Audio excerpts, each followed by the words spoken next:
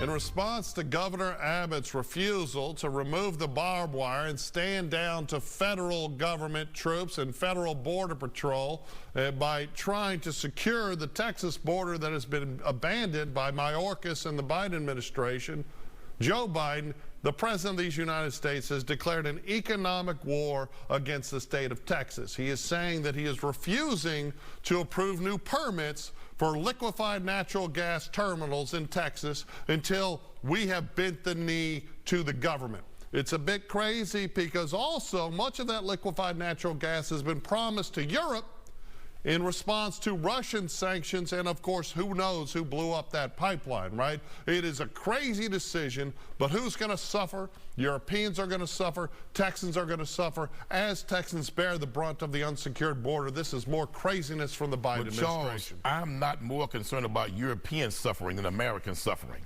Will that make us suffer? That's not going to make us suffer. My concern is, for the first time since the Civil War, a sitting president has put economic sanctions on a state within the union.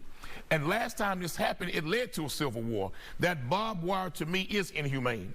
But to allow the federal agents to go and assist those who cross the border from drowning, not let them in, but stop them from drowning like the mother and children drowned, I'm for that. But we do have a border problem. But my concern, there's 25 states that are supporting Texas by sending National Guards to help fight that border.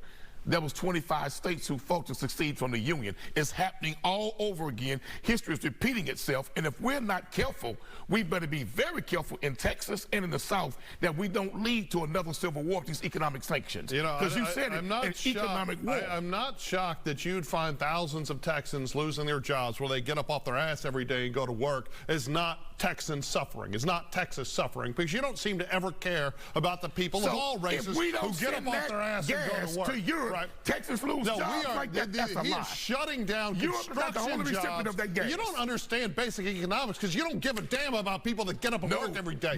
You just want to be on a grid. What I don't want to see is an internal civil war between Texas and other southern states with the union over economic sanctions. Do you find the barbed wire? Do you find the barbed wire between Egypt and the West Bank and Palestine? Do you find that to be inhumane? How about the barbed wire between Canada and the United States? How about the barbed wire between Mexico and Guatemala? It's only the American barbed wire that you have a problem in the water like that when women and children are drowning and no one helps them. That's inhumane. I don't think we should let women or children drown. But that's exactly what we're doing, Charles. That's what we did. Fixing our immigration, allowing poor people that are law-abiding to legally come over here, instead we have this horrible process. We are headed the only way you can immigrate. Civil war.